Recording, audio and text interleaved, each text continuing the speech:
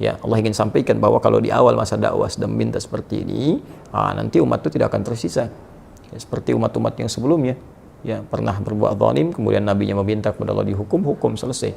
Tapi Allah ingin berikan sebuah pelajaran bahwa ke depan akan ada ujian lebih besar daripada ini. Maka diberikan sebuah tahapan bersabar, bersabar, sampai kesabaran itu kemudian memuncak, sampai kemudian pada tingkat maksimal sehingga bisa mengatasi tantangan yang lebih berat lagi. Ya, karena kalau persoalan wafat, ajal juga sudah tiba, ya sesuai dengan ajal. Hanya nanti tentunya ada balasan-balasan dari Allah.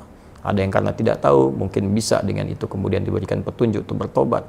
Ada yang sengaja melakukan, Allah kirimkan kemudian hukuman, nanti akan turun kemudian hukuman-hukuman berikutnya. Bukan berarti pembuat kesalahan tidak kemudian diproses.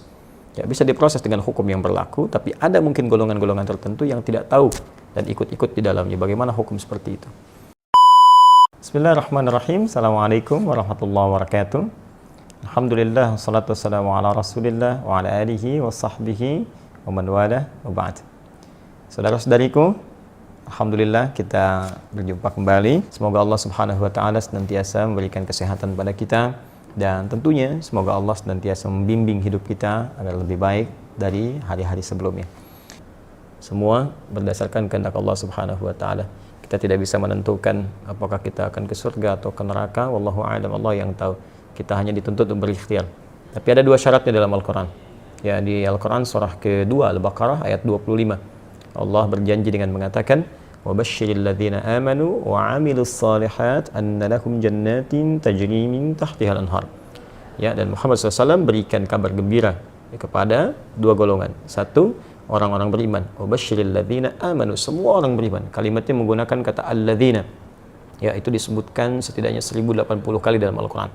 Alladzina itu mencakup semua, laki-laki, perempuan, besar, kecil, tua, muda, sepanjang mereka mau beriman kepada Allah Subhanahu wa taala.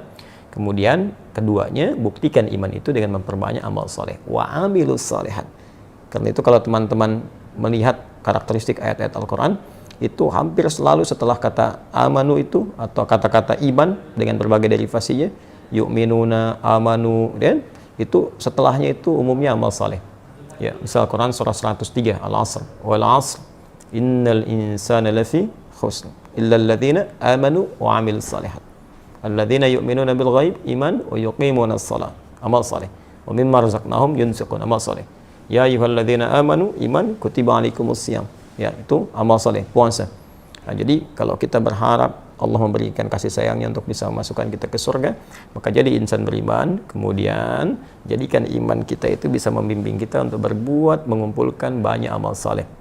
Ya, Al-Quran berikan detail sholat, ya perbanyak, bukan cuma fardunya, ya, tapi tambah sunnahnya. Ya, kalau cuma fardu, anak kecil juga yang belajar fardu juga, tambah dengan sunnahnya. Ya, bahkan ada nanti beberapa hadis-hadis Nabi SAW memberikan keistimewaan-keistimewaan. Ada penghuni surga yang dibuatkan satu rumah di surga karena membiasakan salat sunnah 12 rakaat. Ya, man shalla 12 raka'atan, siapa yang menunaikan salat 12 rakaat fi yaumin wa lailatin, dari mulai pagi sampai dengan malamnya. Ya, arba'an qabla dhuhri, 4 rakaat sebelum zuhur, rakataini ba'daha, 2 rakaat setelahnya, rakataini ba'dal maghrib, 2 rakaat setelah maghrib, rakataini ba'dal isya, 2 rakaat setelah isya, rakataini qabla subhi, 2 rakaat sebelum subuh.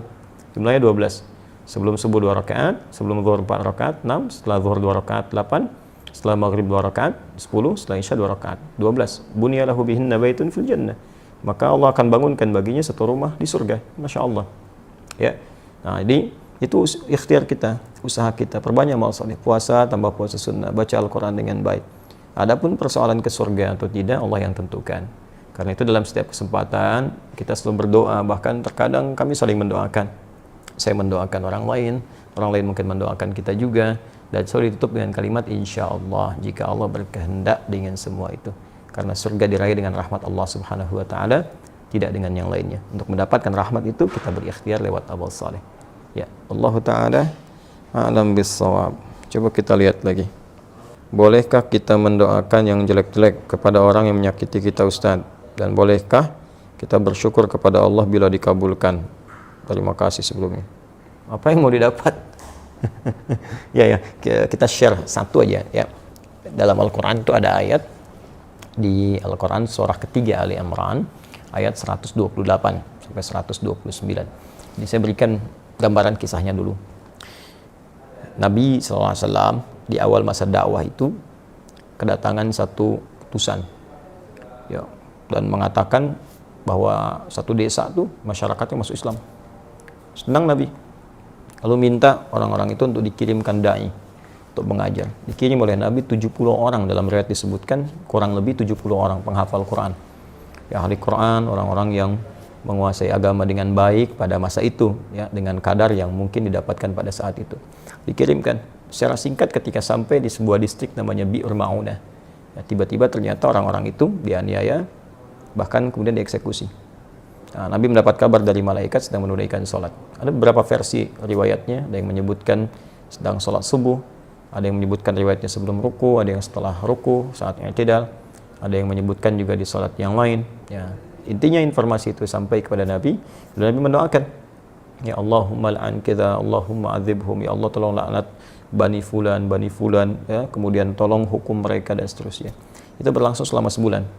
Nah, doanya terasa keras, ya, tolong hukum Bani Fulan, tolong hukum mereka, tolong laknat mereka. Apa yang terjadi? Kemudian Allah turunkan Al-Quran surah ketiga Ali Imran ayat 128. Ya, laisa laka minal amri syai'un aw yatuba alaihim aw yu'adzibahum fa innahum zalimun. Ya Muhammad sallallahu alaihi wasallam, engkau tidak punya hak, ya, untuk bisa memutuskan suatu perkara terkait dengan hukuman ataupun memberi petunjuk pada seseorang yang dimaksudkan langsung menanamkan hidayah kepadanya, kecuali itu atas izin Allah Subhanahu wa taala. Nah, namun yang paling indah, Allah ingin memberikan sebuah arahan seperti ini. Ya, ini sifat maksum Nabi. Jadi ini bagian dari sifat maksum Nabi, yang kalau di situ ada sesuatu yang kurang tepat, Allah luruskan. Berhak Nabi meminta. Ya, berhak Nabi meminta. Ya Allah, hukum si fulan, berikan hukuman si fulan, berhak. Tapi Allah berikan suatu arahan yang lain dengan hikmah tertentu. Ya, Allah ingin sampaikan bahwa kalau di awal masa dakwah sedang minta seperti ini, nanti umat itu tidak akan tersisa. Ya, seperti umat-umat yang sebelumnya, ya, pernah berbuat zalim, kemudian nabinya meminta kepada Allah dihukum, hukum selesai. Tapi Allah ingin berikan sebuah pelajaran bahwa ke depan akan ada ujian lebih besar daripada ini. Maka diberikan sebuah tahapan bersabar, bersabar, sampai kesabaran itu kemudian memuncak, sampai kemudian pada tingkat maksimal sehingga bisa mengatasi tantangan yang lebih berat lagi. Ya, karena kalau persoalan wafat, ajal juga sudah tiba, ya, sesuai dengan ajal. Hanya nanti tentunya ada balasan-balasan dari Allah. Ada yang karena tidak tahu, mungkin bisa dengan itu kemudian diberikan petunjuk untuk bertobat. Ada yang sengaja melakukan, Allah kirimkan kemudian hukuman, nanti akan turun kemudian hukuman-hukuman berikutnya. Bukan berarti pembuat kesalahan tidak kemudian diproses. Ya, bisa diproses dengan hukum yang berlaku, tapi ada mungkin golongan-golongan tertentu yang tidak tahu dan ikut-ikut di dalamnya. Bagaimana hukum seperti itu? Maka Allah turunkan tadi ayat. Setelah ayat itu turun, maka Nabi merubah doanya. Perhatikan doanya. Allahumma hdini fi man hadait, wa afini fi man afait, wa tawallani fi man tawallait, wa barik li fi ma atait. Ya. Kalau kita jamakkan, Allahumma hdina fi man hadait, wa afina fi man afait, wa tawallana fi man tawallait, wa barik lana fi ma atait, wa qina syarra ma qadait. Allahumma hdina fi man hadait, ya Allah, mohon berikan aku hidayah, berikan kami hidayah, dan tempatkan kami di tempat-tempat yang orang mendapat hidayah. Wa afina fi man afait, sehatkan kami ya Allah, dan tempatkan kami di tempat orang-orang yang sehat. Jadi, kalau Anda kerja di tempat orang sehat, Anda bertetangga dengan orang sehat, orang itu dapat hidayah, di kantor dapat hidayah, jadi baik orangnya. Wa tawallana fi man tawallait, palingkan kami dari apa yang Kau tidak sukai, dan tempatkan kami di tempat-tempat orang-orang yang berpaling dari apa yang tidak Engkau sukai. Barik lana fi ma atait, berikan keberkahan pada kami ya Allah dari setiap pemberian-Mu. Ya, indah. Wa qina syarra ma qadait, dan jauhkan kami dari segala keburukan ya Allah, segala keburukan yang mungkin kami dapatkan dalam kehidupan. Ya, Engkau telah tetapkan ini buruk, berikan kami kemampuan untuk menghindarinya. Jadi berubahlah ke arah doa-doa itu, jadi baik, jadi baik, jadi baik. Itu yang telah kemudian dikenal dengan doa kunut. Ya, berarti permintaan pada segala hal yang bernilai ketaatan kepada Allah yang sifatnya baik-baik. Jadi kalau Allah saja mengarahkan Nabi untuk mendoakan perilaku buruk dengan kebaikan, maka kita lebih layak untuk mengikuti tuntunan Nabi SAW. Kita doakan yang baik. Ya, toh mohon maaf dia mencela kita itu, celaan dia, ketika keluar celaannya itu sudah memberikan pahala kepada kita. Kenapa harus dengan mencela kembali sehingga mengembalikan pahala yang telah kita dapatkan? Nah, yang kedua, kalau hati kita sudah lapang dengan memaafkan, bukan berarti persoalan dia selesai. Persoalan kita dengan dia diselesaikan oleh Allah. Allah akan lupakan beban-beban pada diri kita tentang dia, dihapuskan. Jadi kita nggak capek mikirin dia hilang. Tapi kalau dia belum minta maaf kepada kita, persoalan dia dengan kita belum selesai. Dan dia akan berhadapan dengan Allah di hari kiamat nanti. Jadi nggak ada ruginya, kita dapat pahala. Ya, yang kedua transferan dari dia tadi, kemudian kita dilupakan oleh Allah tentang perkara dia. Yang ketiga, dia tetap punya urusan dengan Allah sampai dengan hari kiamat. Dan berita baiknya, jika Anda mampu melapangkan hati untuk memaafkan orang lain pada hal yang terkait dengan pribadi Anda dan tidak terkait dengan turunan hukum yang lain. Ya, turunan hukum maksudnya kalau utang, ya, kalau memaafkan itu bukan berarti utangnya lunas. Ya, tetap kita maafkan, misalnya berlaku kelirunya, utangnya tetap kemudian diselesaikan. Kecuali kalau Anda ingin bersedekah. Ya, atau orang misalnya melakukan tindakan kriminal yang dahsyat, kita maafkan. Ya, maaf, tapi kriminal itu tetap diproses untuk memberikan pembelajaran hukum. Kalau secara hukum itu harus diselesaikan.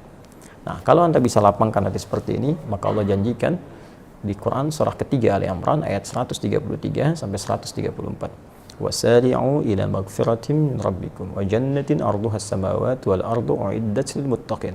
Bergegaslah Anda untuk evaluasi diri, minta ampunan sama Allah, dan berharaplah, berusaha untuk mendapatkan satu surga yang luasnya seluas langit dan bumi, disediakan bagi orang takwa. Siapa orang takwa di situ? Amalannya 134. Alladzina yunfiquna fis sarai wad dharra, orang gemar berbagi dalam keadaan lapang ataupun sulit. Kalau lapang berbagi biasa, ini sulit berbagi masih mau. Ya. Nah, wal kadhiminal ghaidha, yang sanggup menahan amarah, wal 'afina 'anil nas, yang mampu memaafkan kesalahan orang lain.